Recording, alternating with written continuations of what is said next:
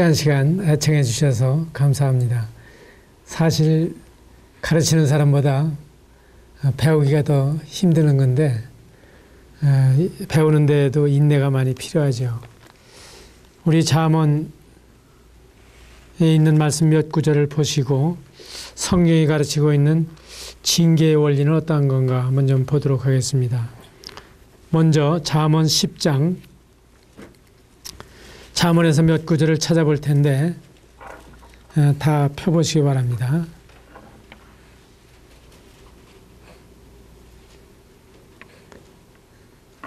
잠언 10장 13절에 보게 되면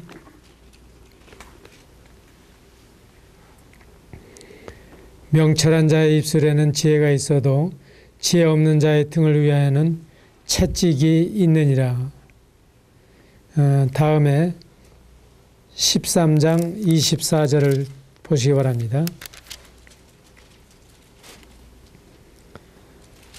매를 아끼는 자는 그의 자식을 미워함이라. 자식을 사랑하는 자는 근실이 징계하느니라. 그 다음에 19장 18절입니다. 19장 18절에 보게 되면 네가 네 아들에게 희망이 있은즉 그를 징계하되 죽일 마음은 두지 말지니라. 다음 19장 29절 심판은 거만한 자를 위하여 예비된 것이요 채찍은 어리석은 자의 등을 위하여 예비된 것이니라.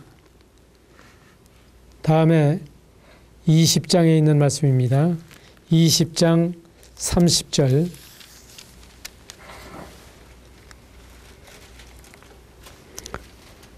상하게 때리는 것이 악을 없이 하나니 매는 사람 속에 깊이 들어가느니라. 22장 15절 아이의 마음에는 미련한 것이 얽혔으나 징계하는 채찍이 이를 멀리 쫓아내리라. 다음에 23장 13절 14절 아이를 훈계하지 아니하려고 하지 말라. 채찍으로 그를 때릴지라도 그가 죽지 아니하리라. 네가 그를 채찍으로 때리면 그의 영혼을 음부에서 스올에서 구원하리라. 한두 구절 더 보실까요? 26장 3절입니다. 말에게는 채찍이요 나귀에게는 채갈이요 미련한 자의 등에는 막대기니라. 마지막으로 29장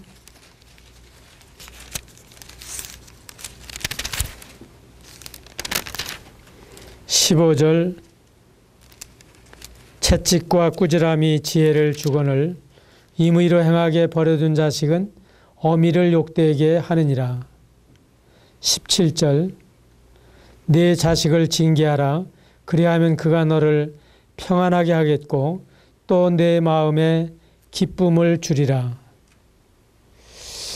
이 구절들의 공통된 점은 자녀를 정말 사랑한다면 자녀를 근실하게 징계하라 하는 말씀입니다.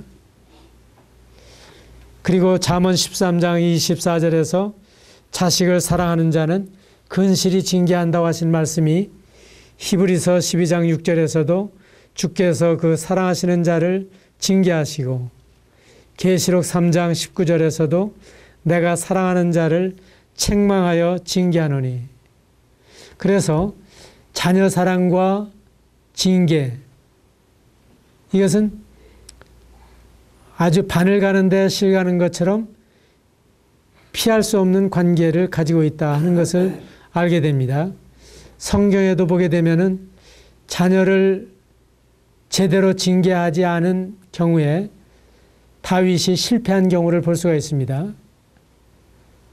아도니아라고 하는 아들이 다윗에게 있었는데 그는 아주 잘생긴 아들이었습니다.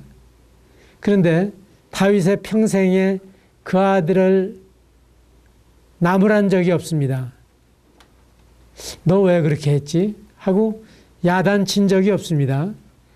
그런데 그 아들이 나중에 반역을 하는 모습을 성경에서 보여주죠.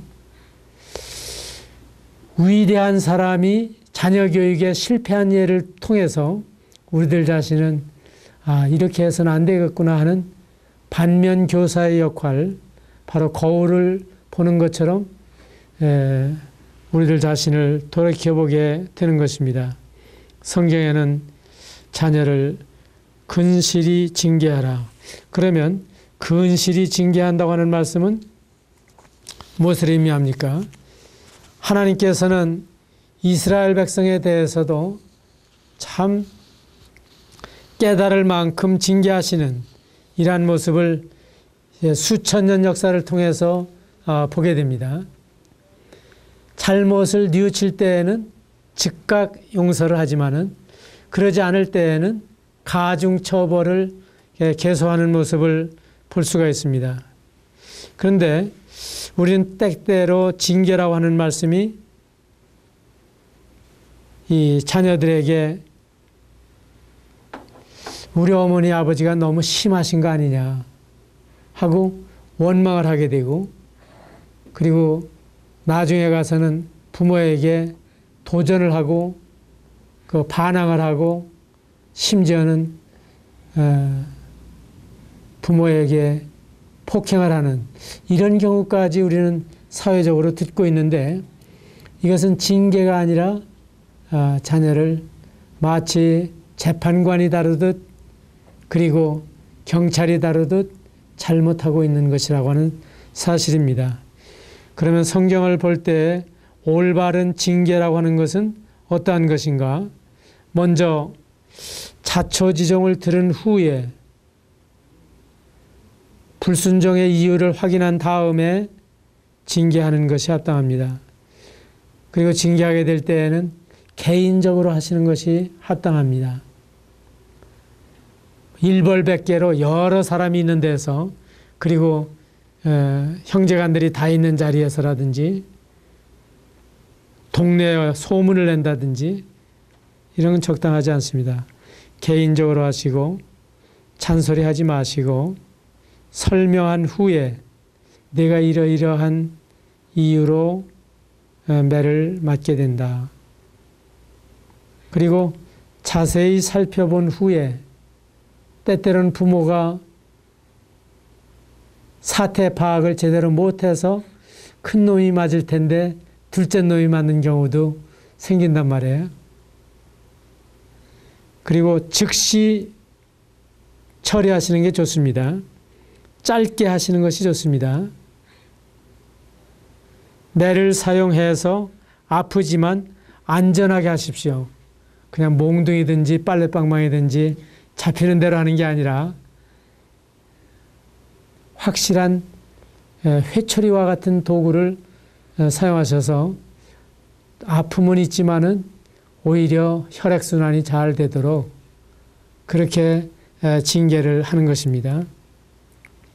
그리고 공정하게 화내지 말고 조롱하지 말고 일관성 있게 약속대로, 그리고 가족 일치로 부부간이라든지 고부간이라든지, 그리고 위협하지 말고, 그리고 책임을 전가하지 마시고 이해와 관용, 사랑과 위로와 희망을 주면서 징계를 하는 것입니다. 그리고 오해로 인한 징계라면 솔직하게 사과하시기 바랍니다. 칭찬이나 상벌도 적절해야 하고 지나치지 않게, 약소하지 않게, 이렇게 성경은 징계하게 될 때에 노여워하지 않게 된다 하는 것을 가르치고 있는 것입니다. 아이들이 교회에서 까불어요. 그런데 그 여러 성도들이 있는 자리에서 혼내기는 좀 그렇잖아요. 그러니까 궁둥이를 살살 꼬집으면서 너 집에 가서 보자. 집에 가서 아주 죽었다고 알아. 하고서는 이제 데리고 오는데 오는 동안에 등에서 이 아이가 뭔가 반짝반짝 작은 별도 하고 재롱을 부린단 말이에요. 엄마 마음이 이미 풀어져 있는데 그때 가서 징계하기가 힘들죠. 그러면은 너 다음부터는 다시 그러지 말아라. 그때 가서는 정말 혼나는 거야. 그러면은 이 아이들이 눈치가 보통이 아니죠. 아, 우리 엄마는 여럿이 있을 때는 참 약하구나. 그래서 그럴 때는 굳게 약속을 해요. 예, 예. 그래 놓고서 여럿이 모인 데 가면은 딴전을 피우는 거예요. 이런 게 반복이 되면서 아이들의 그 잘못된 습관이 고쳐지지 않는 겁니다. 그래서 두고 보지 않은 사람 무섭지 않다고 하는 말이 있잖아요. 즉시하라는 거예요, 즉시. 그리고 짧게 하라고 하는 말씀은 야, 여기다가 동그라미를 하나 쳐놓고 너 여기에 내가 특별히 이야기할 때까지 움직이지 말고 그 안에만 서 있어야 돼. 이렇게 해서 아이를 두게 되면은 엄마가 그것만 들여다보고 있을 수가 없잖아요. 그러면은 엄마가 문을 열고 나가는 걸 보고서 한 발을 밖에 내놔보는 거예요. 두 발을 다 내놔보는 거예요. 그리고 운동장처럼 뛰어다녀 보는 거예요. 그러다가 어머니가 들어오는 눈치가 보이면 얼른 가서 거기에 서 있는단 말이에요. 그러면 아이들에게 이중적인 잣대만 가르치는 거예요. 눈치꾸러기만 만드는 거예요. 또 어느 집안에 보면은 노부모와 젊은 부모 사이에 의견이 맞질 않아요. 딸의 집에 가 있는데 사위가 자기 자녀를 채찍으로 징계를 한단 말이에요. 그러니까 장모님이 나서가지고서 아니 자네 나한테 뭐 못마땅한 거 있나? 날 때리게. 이렇게 하면 내가 다시는 이 집에 안 올 걸세. 이래가지고 불똥이 엉뚱한 때로 튀는 거예요. 그럴 때 노부모로서는 나중에 자네 지나치지 않았나 하고 이야기를 할지언정 그 자리에서는 자기 자식을 부모가 징계할 수 있도록 1차적인 책임을 확실히 부여해 줘야 되죠. 그런가 하면은 시댁에서도 마찬가지예요. 며느리가 자식을 다스린단 말이에요. 그런데 야, 너 나한테 못마땅한 게 있어서 내 자식한테 화풀이 하는 거냐? 이렇게 돼서는 안 된다고 하는 거죠. 자녀 양육에 대한 1차적인 책임은 부모입니다. 그래서 그 부모가 하는 일에 대해서 마땅치 않다 하면 아이들이 없을 때 웬만한 건 좀 지나쳐야지. 애들이 실수가 얼마나 많으냐 하고 타이를 수는 있지만은 아이들 앞에서 부모의 권위를 세워주지 않으면 부모가 어떻게 징계를 할 수 있겠어요? 그리고 안전하게 하라고 하는 말씀도 바로 이 안전이라고 하는 것은 아무거나 가지고 자녀를 다스리는 게 아닙니다. 저는 제 혁대를 사용을 했습니다. 바크를 뽑고 두 겹으로 해서 어디서든지 쓸 수 있는 채찍이기 때문에 아주 편리하더라고요. 그리고 소리는 요란한데 뭐 상처가 난다든지 그런 일은 없죠.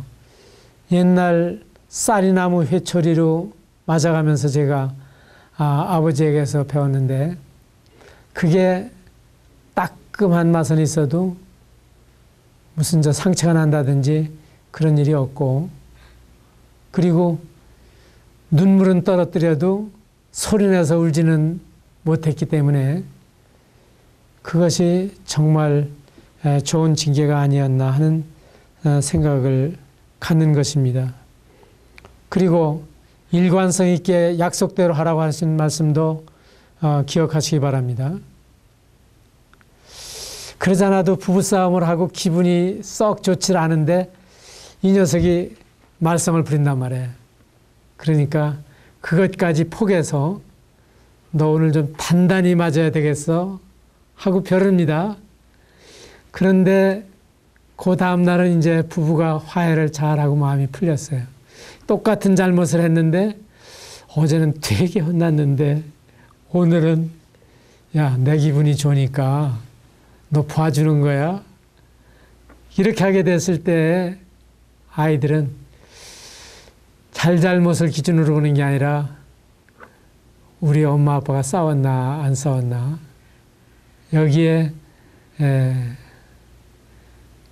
관심을 갖게 될 수가 있습니다. 그래서 이러한 모든 것들이 우리의 자녀를 징계하는 데 있어서 노엽게 하지 않으면서 바로잡는 길이라고 하는 것입니다. 때때로 화가 나서 때리는 것은 좋은 게 아닙니다. 이 화에는 독이 들어 있습니다. 그 평정심을 가지고 자녀를 징계하는 것이고, 조롱하는 분들이 있어요. 한 대씩 때리면서 너 그렇게 해가지고 그래 잘 되겠다, 잘 되겠어 하고 아이들에게 약 올리는 그런 경우들은 성경이 말하는 징계가 아니라고 하는 것입니다. 그 옛말에도 연하여든 다여봉하고 증하여든 다여식하라.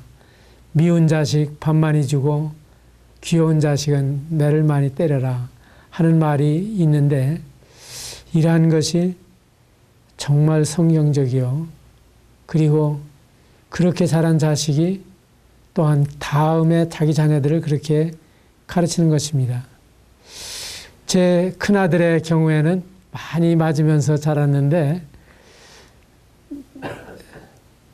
그러지 않을 줄 알았는데 6이나 되는 자기 자녀들을 키우면서 여전히 잘 때리더라고요. 네 아이는 낳은 자녀고 2 아이는 입양을 했습니다.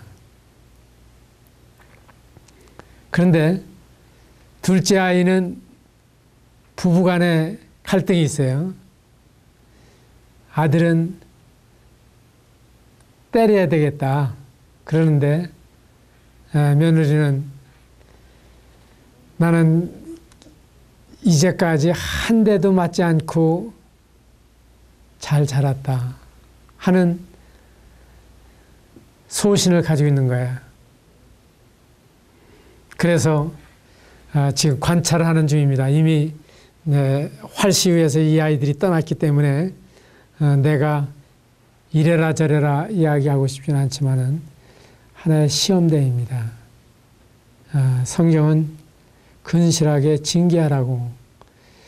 그래 이때까지 저희들이 처음에 이 잠언을 중심으로 나온 얄팍한 책자가 있었는데 30년 전에 때리라는 것만 배웠어요.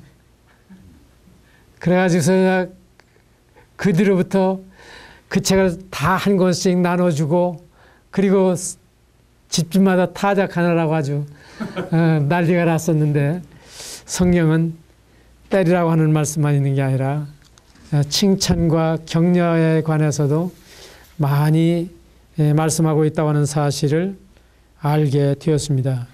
그리고 때때로는 주위 환경을 바꿔줄 수도 있습니다. 맹모삼천이라는 말이 있죠.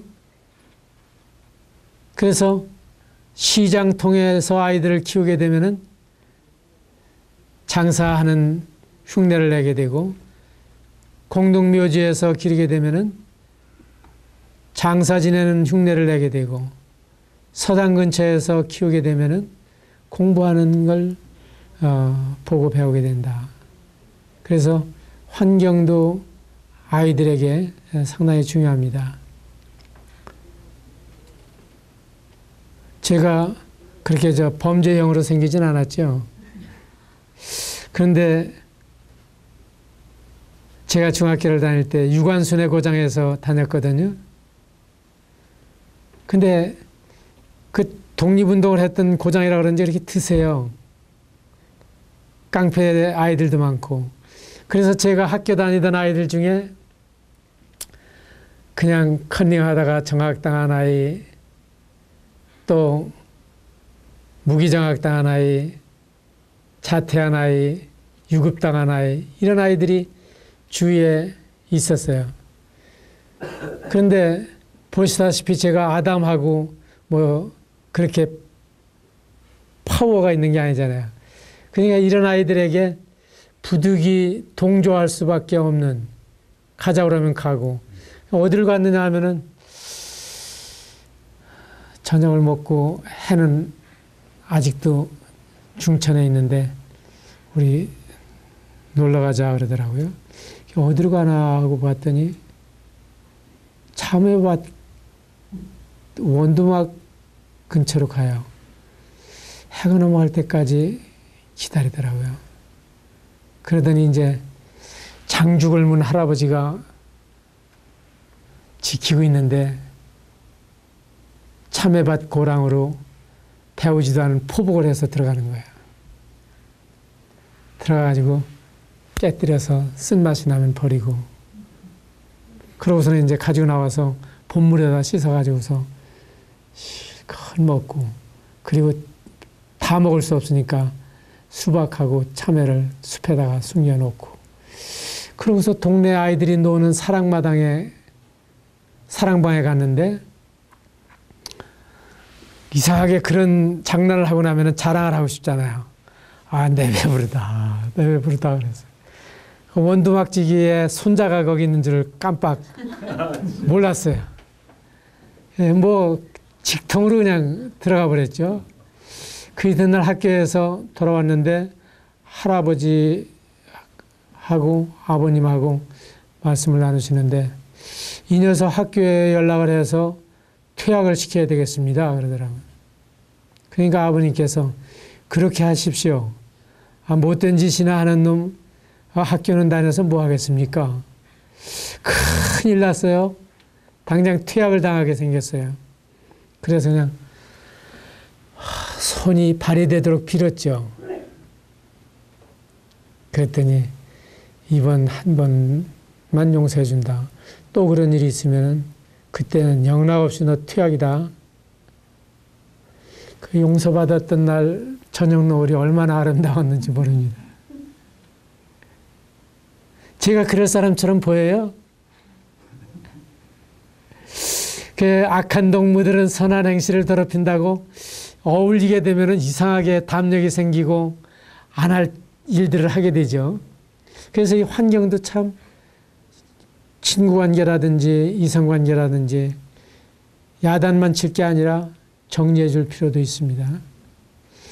그런가 하면 그때 3학년 2학기 들어서서 아주 전교에서 1, 2등 하는 그런 아이가 시오리끼를 같이 통학을 하게 되는데,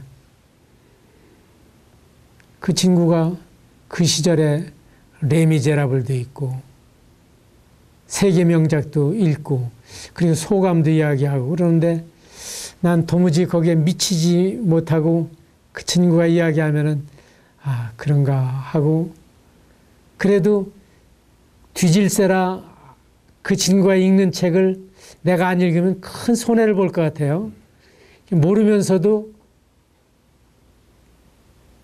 그냥 읽었죠.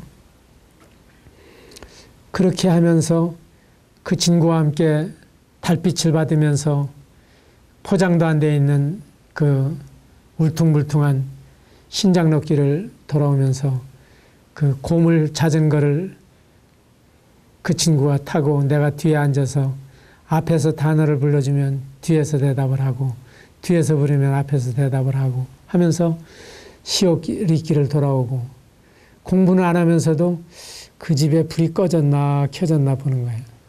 켜졌으면 나는 켜놓고 자지 끄고 잘 수가 없어요. 공부를 안 해도. 그래서 이 주위 환경도 참 중요하다. 그 친구는 용산고등학교로 진학을 해서 서울법대를 들어가고 그리고 일찌감치 고스패스를 해서 법무관으로 근무를 하다가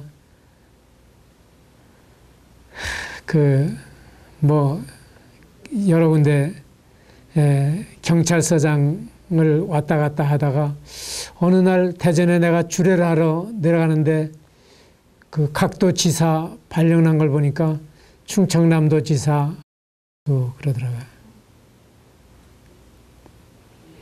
그래서 제가 쓴 책 한 세트를 국회 사무처에 있는 제 교회 성도가 충청남도 감사를 하러 내려가는데 간다고 해서 보낸 적이 있어요.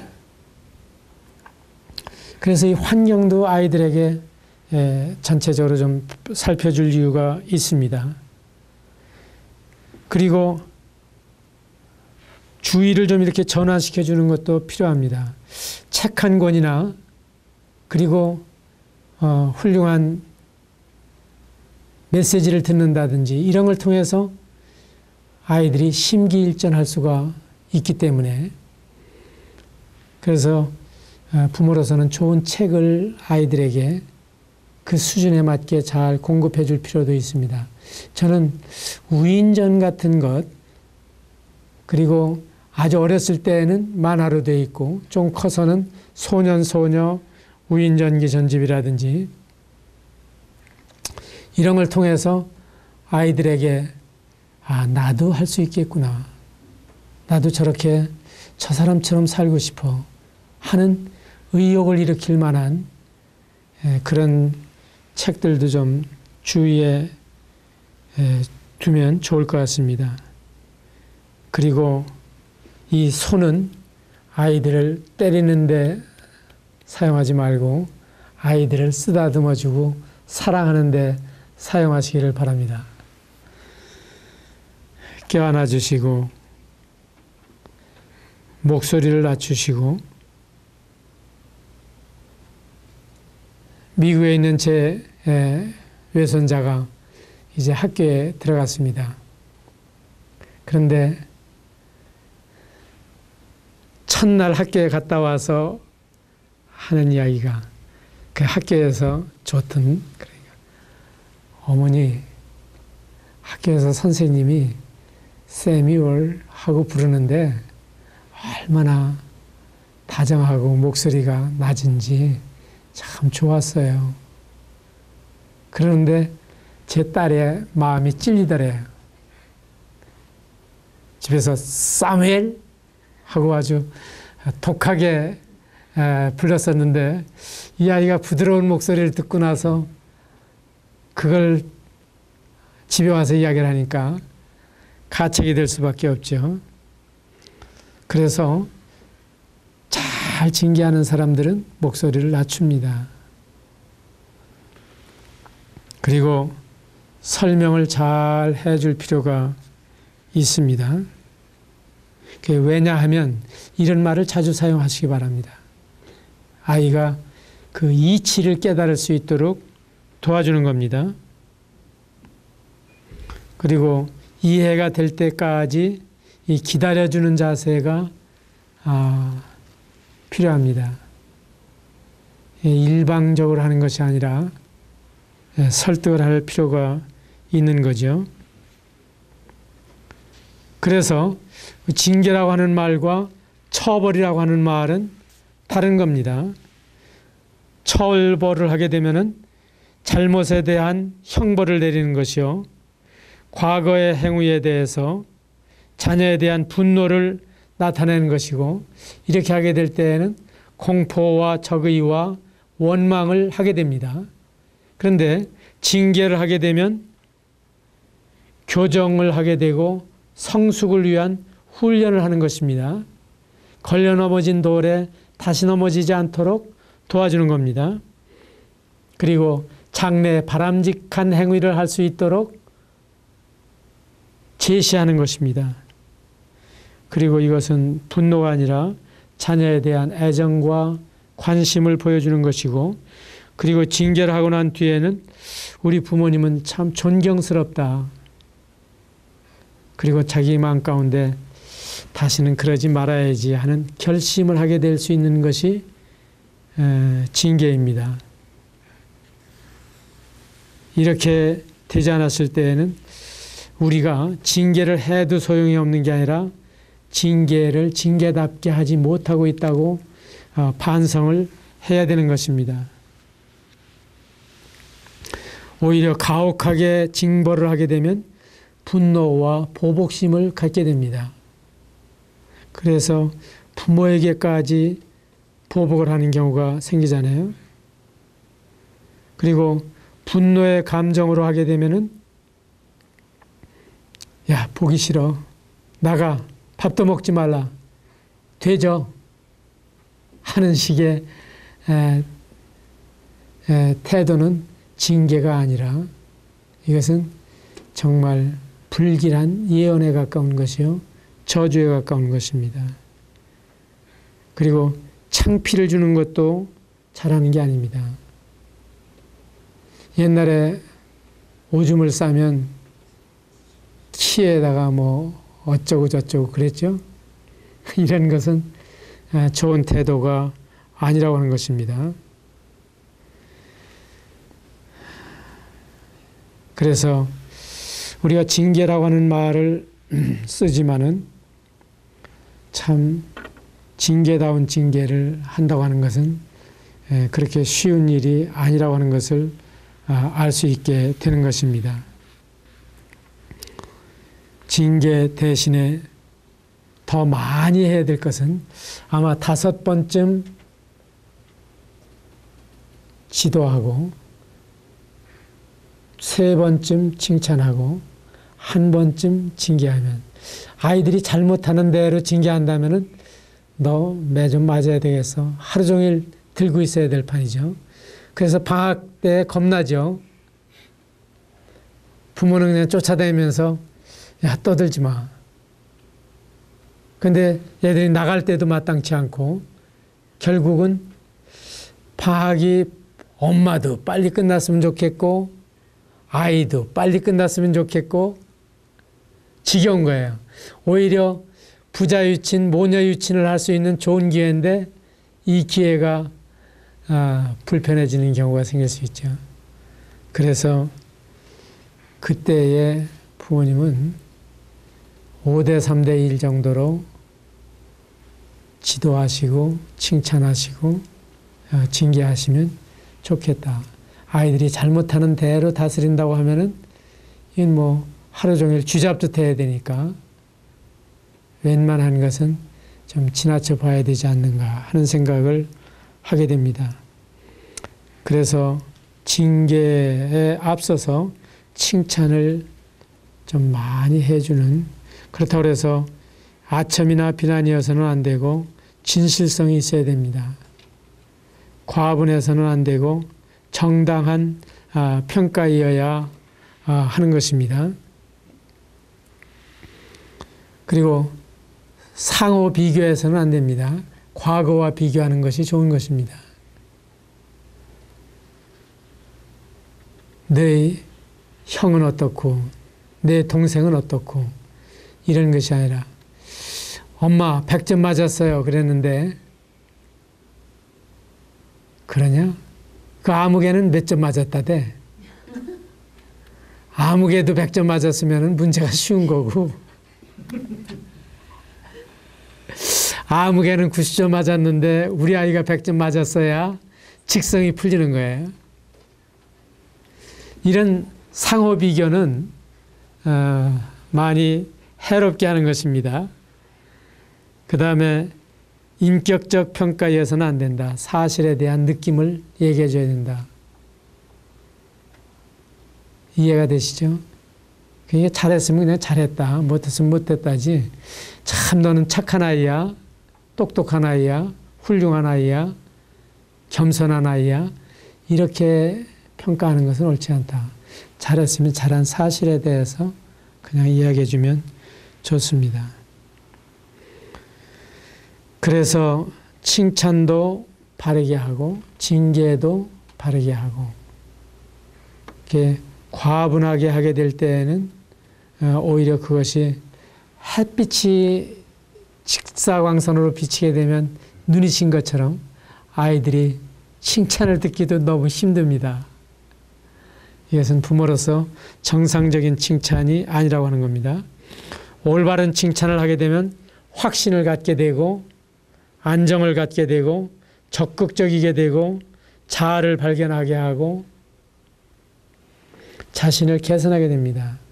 그런데 그릇된 칭찬을 하게 되면은 불쾌감을 주고 우월감을 주고 오히려 저항을 느끼게 합니다. 그리고 칭찬의 도수가 너무 높아서 의욕을 저하시킵니다. 난 저 수준까지는 내가 할 수가 없어. 그리고 위선자를 만들게 됩니다. 부모님이 보시는 데서만 반짝하고 안 보는 데에서는 딴짓을 할 수 있어요. 우리 아이들이 주님 은혜로 지금 잘 자라줘서 그렇지, 주일학교 때 아주 말썽이었어요.